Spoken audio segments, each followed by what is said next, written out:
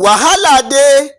afẹ́fẹ́ tó ń fẹ́ tó ń gbé ológì kò níyẹ̀ fọ́n mọ́sà fara o àwọn báńdé báńdẹ́ẹ̀tì àwọn agbébọjà àwọn afẹ̀míṣòfò wọ́n ti tún jí ọba àlàyé kan gbé lọ ní Kwara o kọ́lọ́wọ́ba kó ṣàánú wa ni. láyé àtijọ́ ni wọ́n máa ń sọ pé orí adé kì í sùn ta ṣùgbọ́n lásìkò yìí o orí adé ó ti sunú gbé o gẹ́gẹ́ bí àwọn báńdé báńdẹ́ẹ̀tì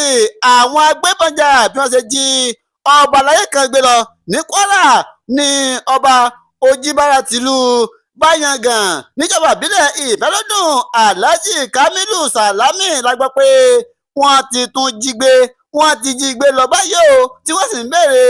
owó tùlùtùlù lọ́wọ́ aráàlú.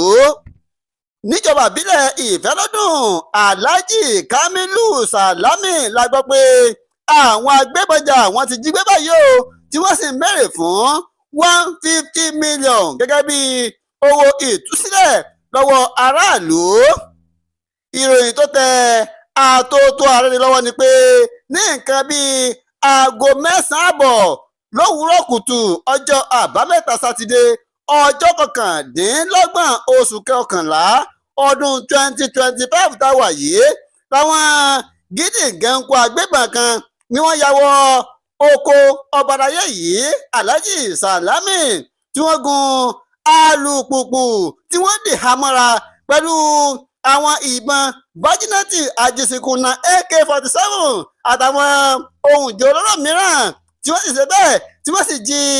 ọba àlàyé yìí tí wọ́n sì ṣe bẹ́ẹ̀ tí wọ́n jí lọ pátápátá. àwọn tí ọ̀rọ̀ náà sojú sọ pé ṣé ni àwọn rí òwúyá kan sọ pé àwọn rí àwọn gídígànkù ajínigbé yìí nígbà tí wọ́n ń di ọba àlàyé yìí tí wọ́n ń dì ní pàǹpá tí wọ́n sì ń gbé sínú mọ́tò pẹ̀lú tìpátìkúùkù ṣùgbọ́n ṣá o tàlẹ́ńtọ́ tó bẹ́ẹ̀ kó sọ̀rọ̀ tàlẹ́fẹ́ sọ pé káyì níbẹ̀ ń fáwọn gídígànkù tó jẹ́ pé ìbọn ti ń bẹ lọ́wọ́ wọn àwọn bájínátù àjísunkun náà ni. báyìí ni wọ́n gbé ọba àlàyé Alhaji Salami tí wọ́n gbé lọ tèfètèfè ṣùgbọ́n ní báyìí o a gbọ́ pé lọ́jọ́ àìkú Sunday yìí ní àwọn afẹ̀míṣòfò ọ̀hún ni wọ́n pe mọ̀lẹ́bí wọ́n pe àwọn aráàlú wọ́n ní lóòótọ́ ní kábíyèsí yín ń bẹ lákàtà wa o ṣùgbọ́n tẹ́ ẹ bá fẹ́ rí láyọ̀ àti àlàáfíà 150 million náà ní kẹrọ lè wá wá o gẹ́gẹ́ bí tẹ́ ẹ bá fẹ́ kí ọba yín kó padà wáyé láyọ̀ àti àlàáfíà 150 million òun ní kẹ́ lọ wá wá o gẹ́gẹ́ bí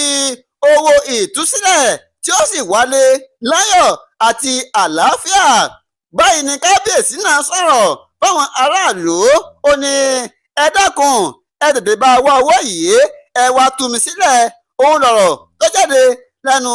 kábíyèsí tí wọ́n tún jí gbé ní ìpínlẹ̀ Kwara Alhaji Kamilu Salami. ní báyìí o àwọn mọ̀lẹ́bí àwọn aráàlú wọ́n ti wá ń wá owó báyìí o báwo ni wọ́n ṣe dóòlà